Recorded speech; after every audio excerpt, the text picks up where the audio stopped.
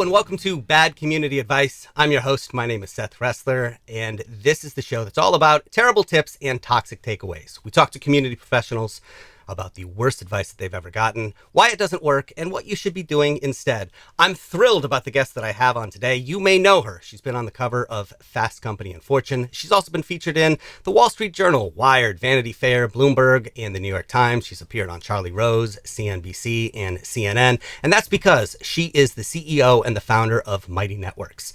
If you are in the community space at all, you are familiar with Mighty Networks. It is a community platform that powers profitable memberships. People like Tony Robbins, Dr. Mark Hyman, and Marie Forleo are all on Mighty Networks. And before she was with Mighty Networks, she was the CEO and the co-founder of the pioneering social network Ning. She's also got a best-selling book. It's called Purpose: Design a Community and Change Your Life. Please welcome Gina Bianchini. Hi, Gina. How are you? God.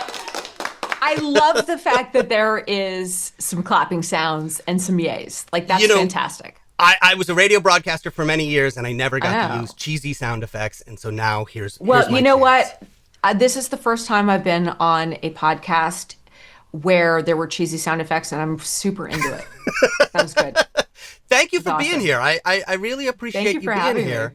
Look, Mighty Networks is obviously a known name. It's a pioneering name in the community building space. But for anybody who may not be familiar with Mighty Networks, give me sort of the abridged story of your platform. Yeah. So I am absolutely obsessed with how do we build software that makes it easier and easier and easier for people to come together around interests, around passions, around goals, around the people and things that they care about. And so that has been my career. That's the lane that I picked. And Mighty Networks is a platform, software platform, that hosts amazing communities with online courses, with memberships, with events, both live and in real life, all with the goal of bringing new people together to meet and build relationships, what we call people magic. And just to kind of give a sense of size and scale of Mighty Networks, in the past year, we've helped our hosts, what we call the people who start and run the communities and memberships across Mighty Networks. Our hosts have earned $500 million in revenue from bringing people together. And really the thing that we wake up every single day thinking about is how do we create amazing communities that solve the hardest problems in building and running communities so that you, as the host of a community, look absolutely amazing to your members. You do not have to do a lot of work, and that the really valuable parts of community are done for you in ways that are getting easier and easier and easier with all the technology and the things that we're doing behind the scenes.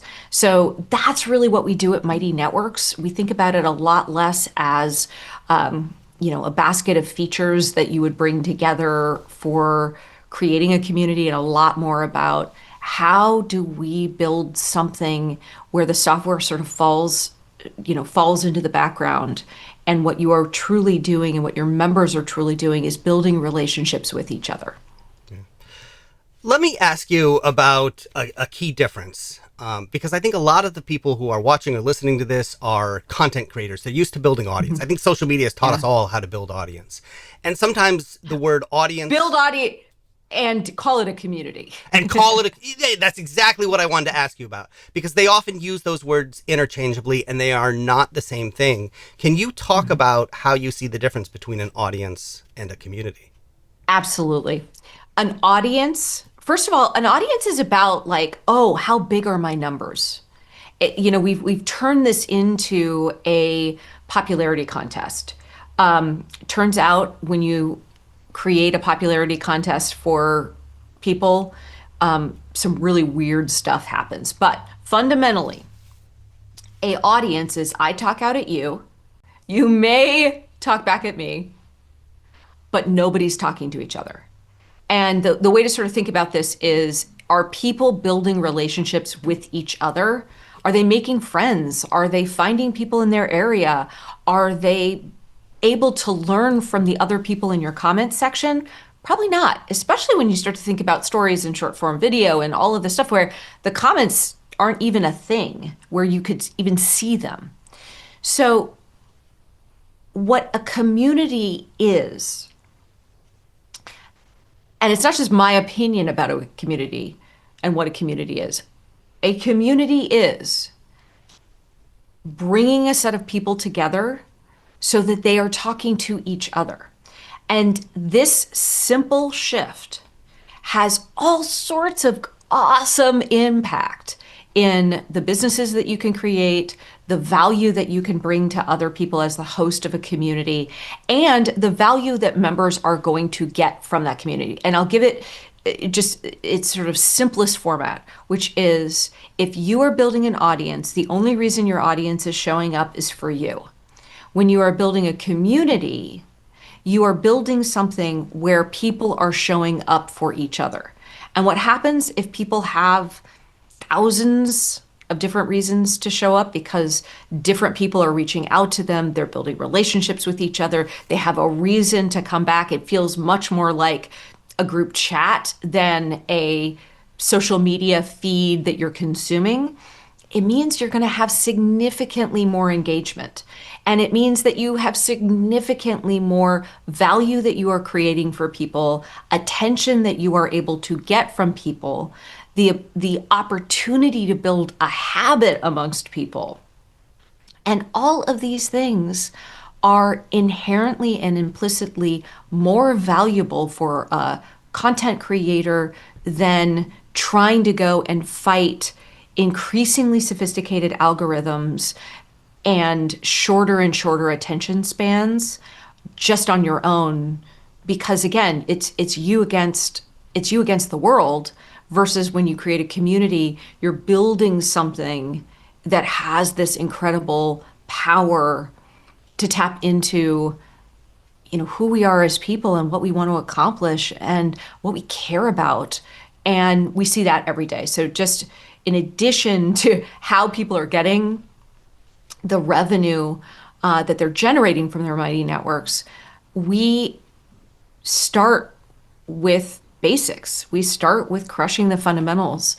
And one of those fundamentals is that member engagement. So across mighty networks, the average engagement is 84% member-led engagement. So members talking to each other. And that's compared to, an industry average or even, other community platforms that are like pumping themselves up at 20% member-led engagement. So think about that. 84% means you have set up a party and people are excited to talk and meet and build relationships with each other. A 20% or even a 10% member-led engagement rate means you're doing all the work. Yeah. I think about it. I always like to use real world analogies in my head. It helps me imagine this. And I imagine hosting a dinner party and I've got, 20 people who come over for my dinner party. And if I have to talk to every single one and they don't talk to each other there, it's really awkward. You really want to get up to the point where they're having that interaction. So that's exactly right. I'll take it even one step further, which is I love the whole opportunity to host a party.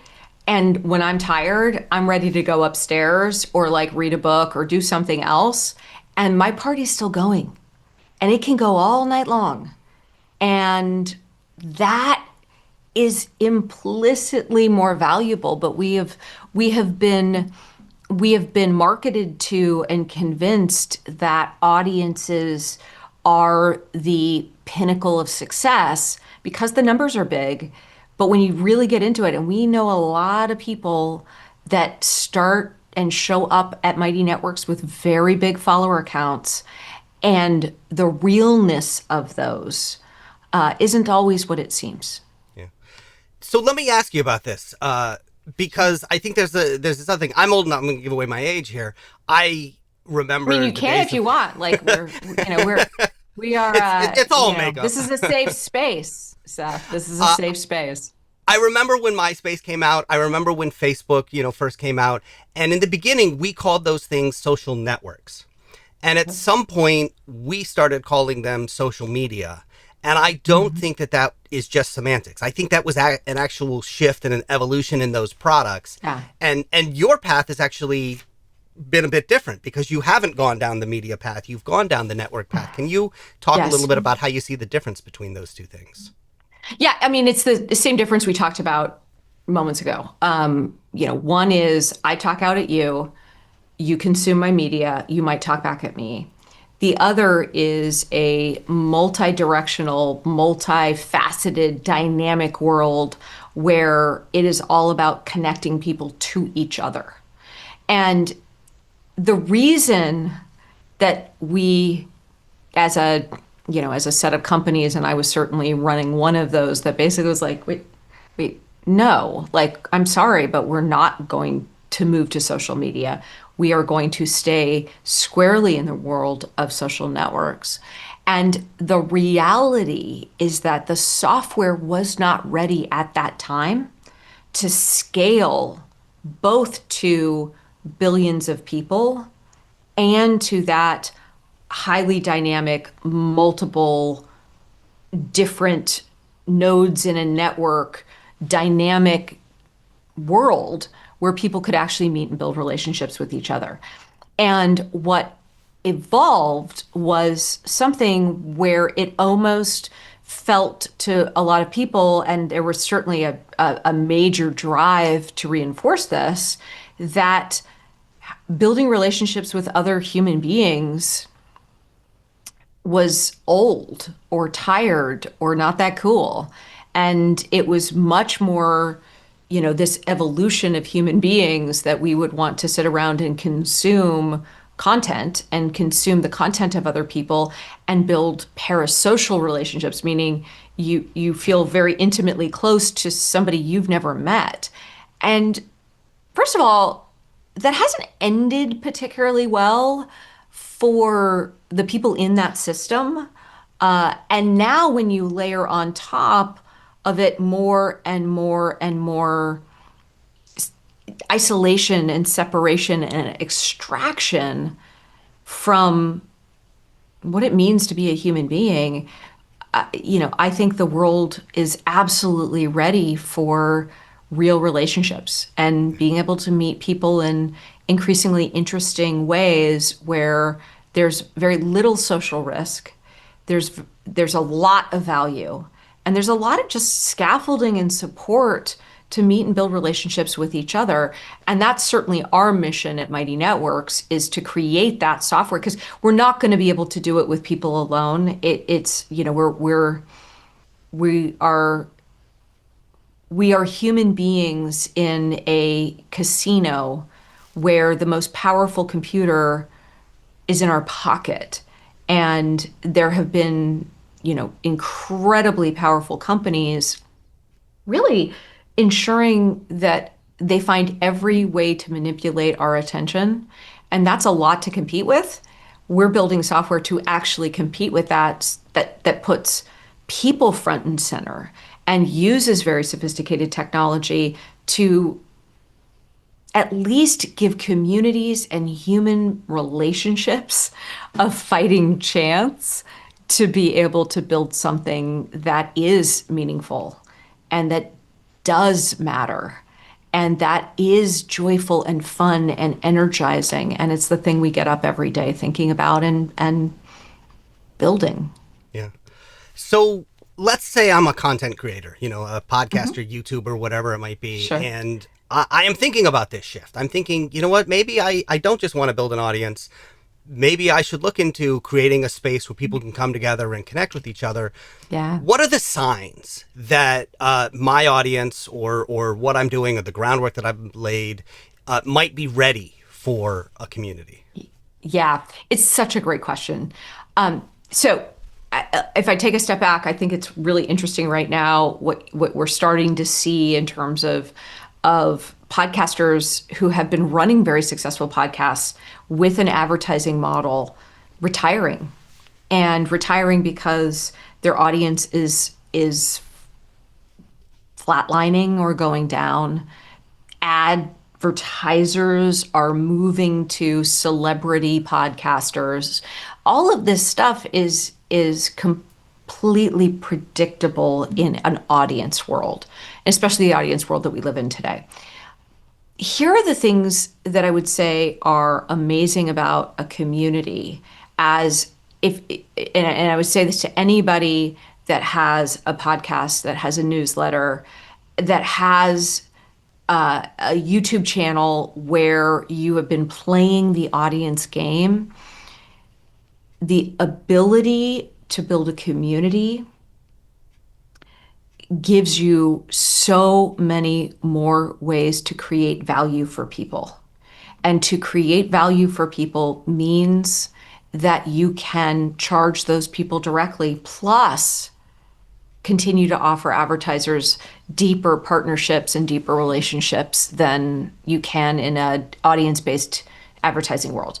So how do you know if you have the perfect candidate for a community? So here are the things I would look at. Number one is, do you podcast, just taking that as an example, around something that people have a lot of energy around? It's about something in their lives, whether that's an interest, whether that's a passion, whether that's a goal. For me, the thing that I always look at is, are you able to tap into someone's transition? Because when people are in transition, whether that's because they want to learn something, whether that's because they want to get healthier, whether that's because they just got laid off from their job and now they're like, what do I do next? How do I build my own future? When they are in transition, they are radically more likely to join something, contribute to something, to meet and want to meet new people, to also bring in new people with them because they're going to want to talk about their transition and what they're doing to navigate that transition. So if you are able to teach something, if you have people coming to you asking the same questions over and over and over again, instead of thinking about it as what I need to do is set up an AI version of myself, which we see a lot of. There's a time and a place for that. But what's so much more powerful is if you can create a network of people who you are able to offer a space for, offer a framework for, offer a culture where you've made it okay for them to talk and build relationships with each other around the things that are most important to them.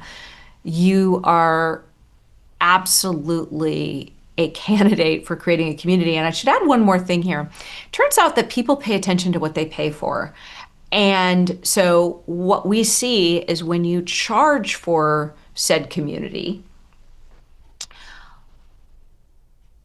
people will show up. They'll show up, they'll pay, they'll stick around, they will talk about it to other people and bring more people in. And the average price our hosts are charging across a Mighty Network and across Mighty Networks is $48 a month.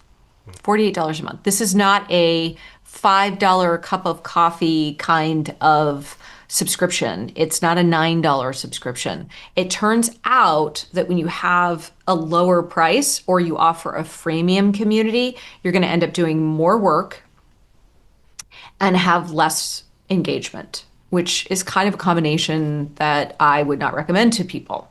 So what's really interesting is when you start to just think about these numbers at $48 a month or $480 a year if you give 2 months free for an annual package, you don't need very many people to probably out-earn whatever you are earning in advertising. And you probably already have those people today listening to your podcast, subscribing to your YouTube channel, reading your newsletter. And that is incredibly powerful. So I want to pick up on something that you didn't say there, which I think is really interesting. What you didn't say is you have to have an audience of a certain size. That if you don't have 10,000 people on your email list or listening to your podcast or subscribing to your YouTube channel, forget it. You can't do this. You can start small with this, with the community and grow it, right? Yeah. And when you do, the other benefit is you're not the only person inviting new people into your community. You're not the only person inviting people into your community. So we see, and these are real numbers.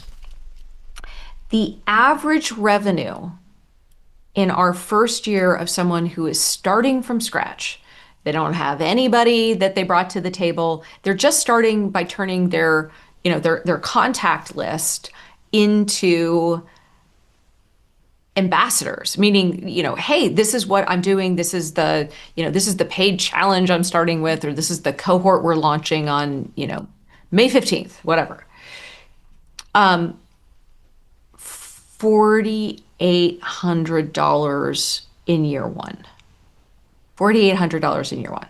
So you can earn with no experience, with no audience, $5,000, and that's average. So think about that being an average, which means there's people earning a lot more than that. The power and the trick is that it's not about you when you're creating a community. It's about what your members are hungry to get out of it and who else they want to meet on their journey to results and transformation and successfully navigating a transition in their lives. And here's the good news. And this is what makes creating a community right now so powerful and so like such a phenomenal, not just business, but thing to do, because it's incredibly energizing to create a community. It's not always easy, but it is absolutely energizing. And it's number one, the more that content becomes something that you kind of can't tell whether it's real or whether it's not real, people are hungry for real human connection. And the challenge is that, people are getting worse and worse at it, right? So you become more valuable as a host to be able to raise your hand and say, hey, I'm creating this amazing community. Again, it can start as a small group with a $48 a month membership fee or a $480 a year membership fee. And by the way, at Mighty Networks, you come to our website, we've got all the things because we've got all of these tens of thousands of networks doing this that will help you step by step with what to offer, how to offer it. We call it community design. It's a simple 9-step process. And you just have to listen to me for a while talk. But it's based on what we're seeing work incredibly well.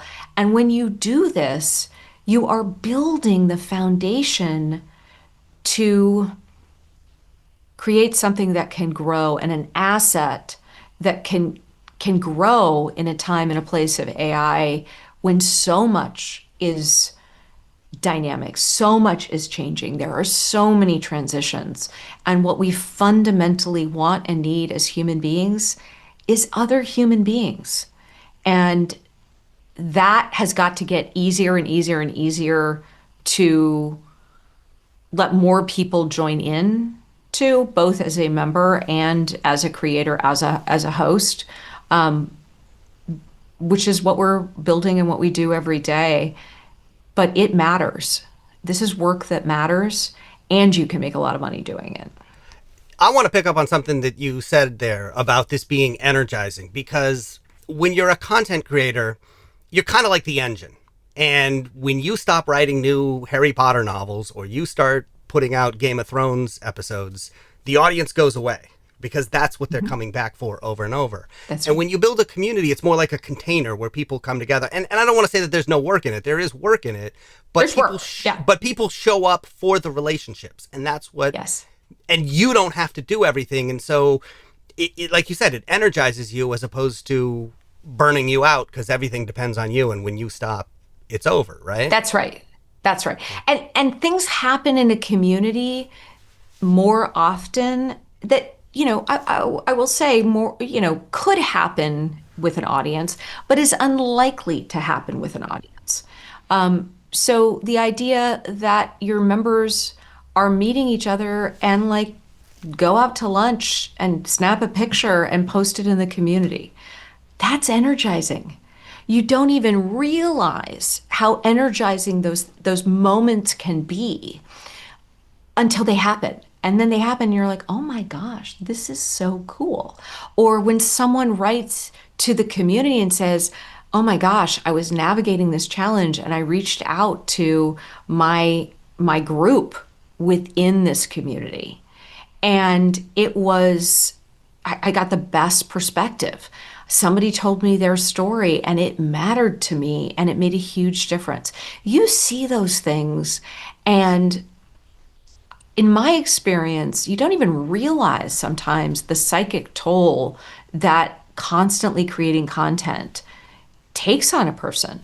And when you stop creating content, it's like you feel irrelevant. The power of a community is that you have set up the conditions for other people to get value from each other.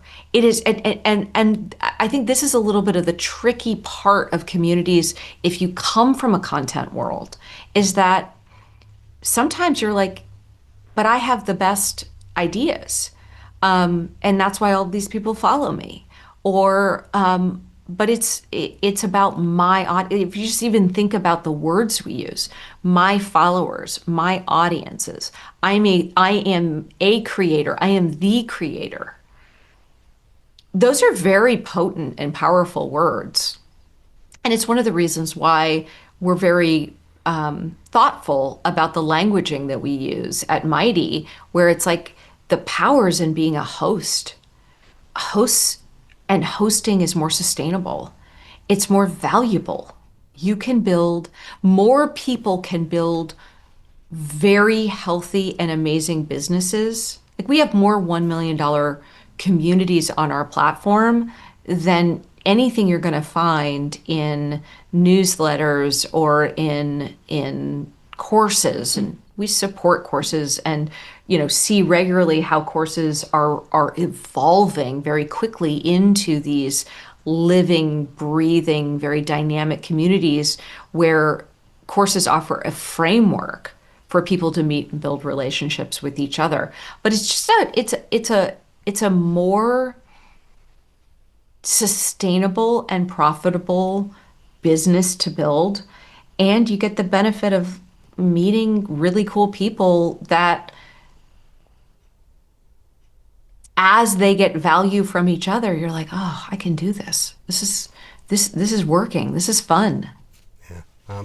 All right. I want to get to your bad advice. I asked you for the word, and in fairness, when I first asked you, you're like, oh, there's so much. How do I, how do I choose? This is what we ultimately settled on. We need to be where everyone already is. And I think what we're saying here is that, when you first set out to build a community, one of the things that people sometimes tend to think is, in location, in real estate, we would call this location. We need to be where our people already are. So let's go to Facebook groups or WhatsApp or Discord or something like that.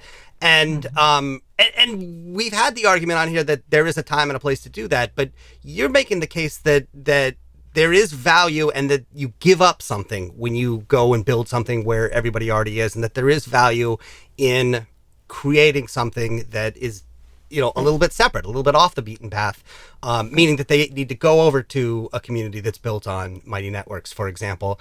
Talk a little bit about what you get out of doing that and what the advantages are.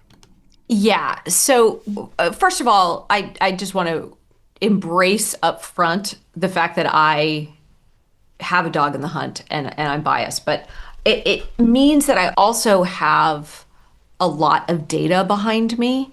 You don't get to the kinds of community earning numbers without seeing a very wide swath of where people came from and some of their engagement numbers and some of their revenue numbers when they have built communities or courses or memberships on Slack or WhatsApp or Facebook groups or Discord.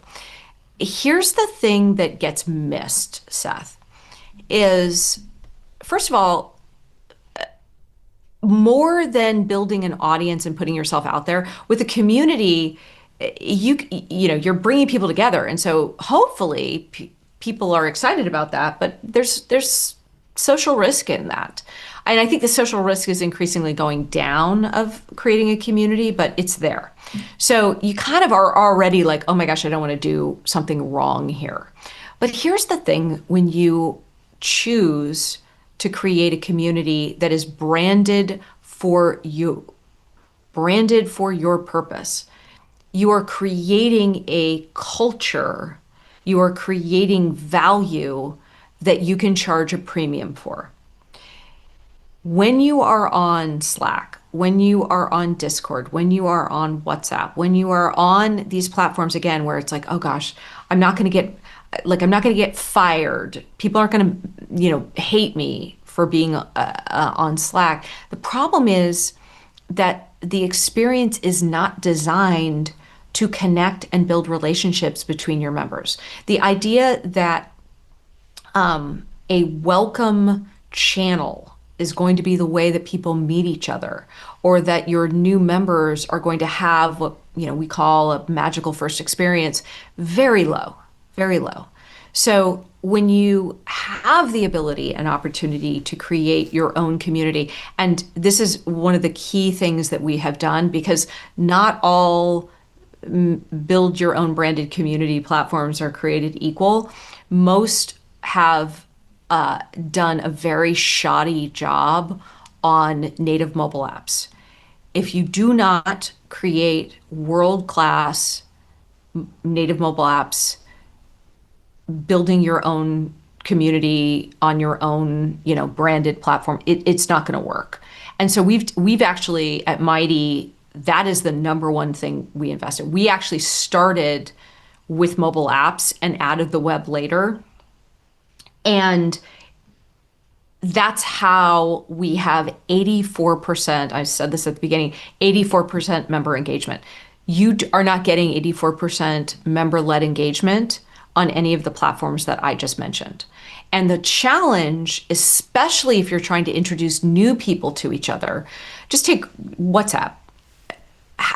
Who are these people? Like, you don't know who people are because it's like barely a phone number. Whereas what we have done at Mighty is, first of all, because it's your brand, you're able to create your own personality in the community. You're able to create relationships between people. Again, what we call and think about as people magic. The relationships, being able to see, who has things in common with me.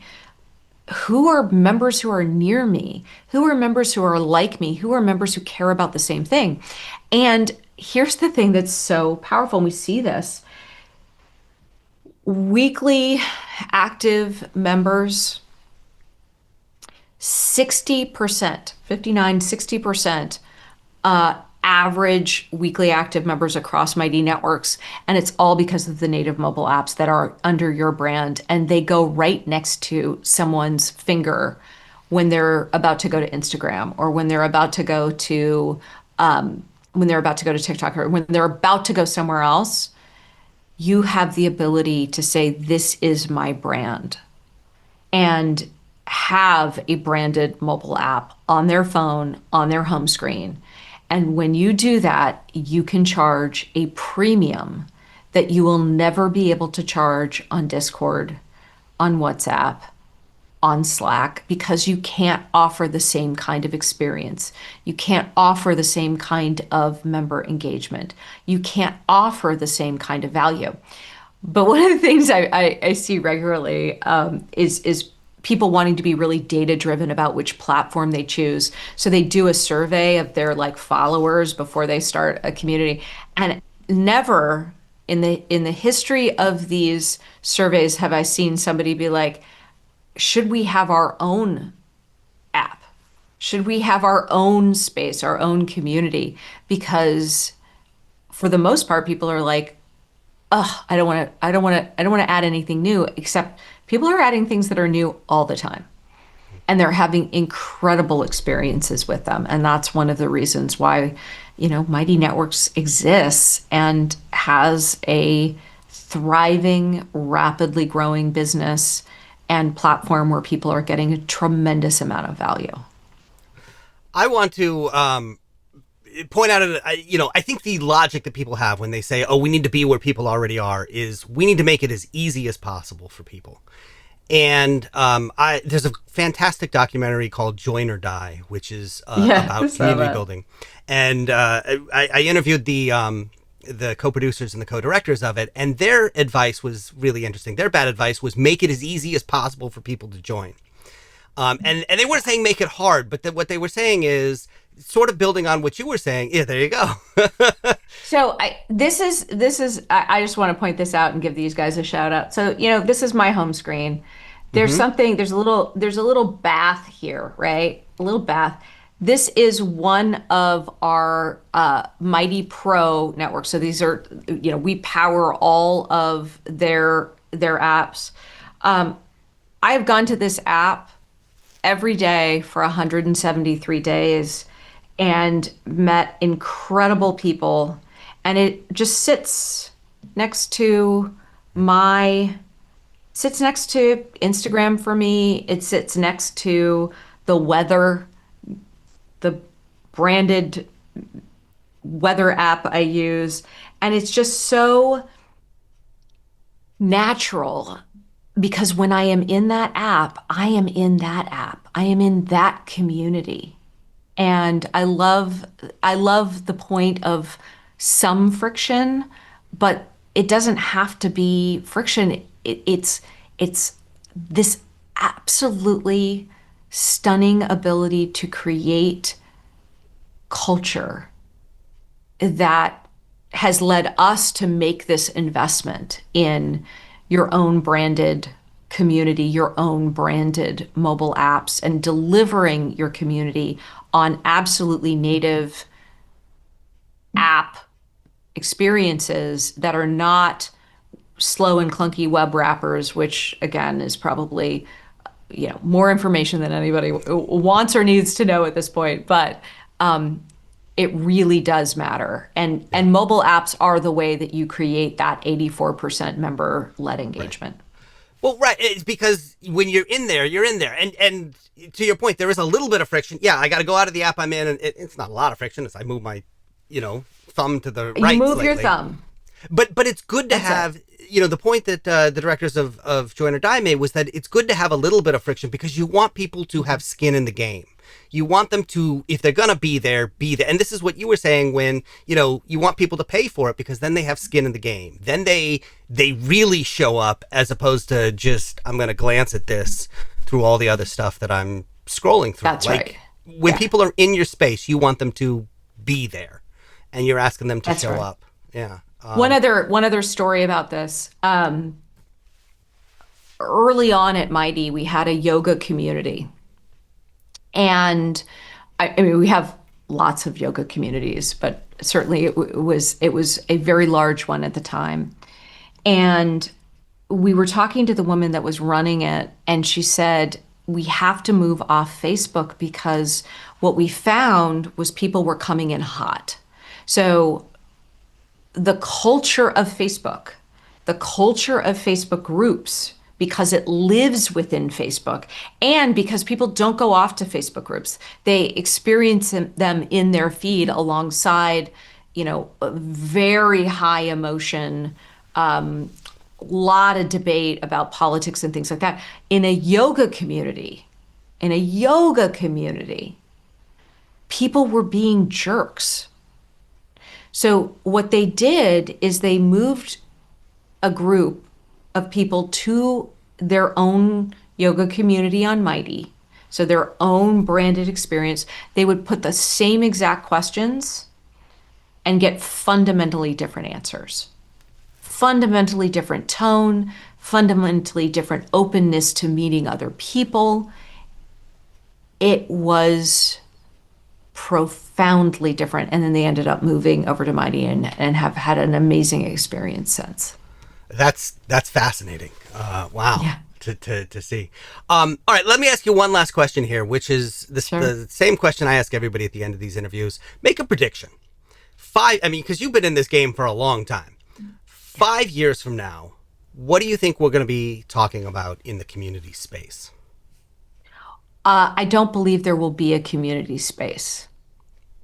I believe 5 years from now, community will be integrated into the very fabric of our lives in ways that are more natural, more valuable, more important than ever. And certainly that what we are building and what I passionately believe is the future is how do we push out a relationship layer that can live in more people's lives in more ways that make joining communities the right level of friction in more ways and in more places so that, as we get more time from things that we have done historically, whether for work or in life, I I am absolutely convinced that we need to fill that time with the opportunity to build relationships with the most interesting and relevant people to you as quickly as we possibly can and help people live much richer, more social, and more interesting lives with other people on the same path. Well, Gina, thank you so much for taking the time to join me today. This has been fantastic.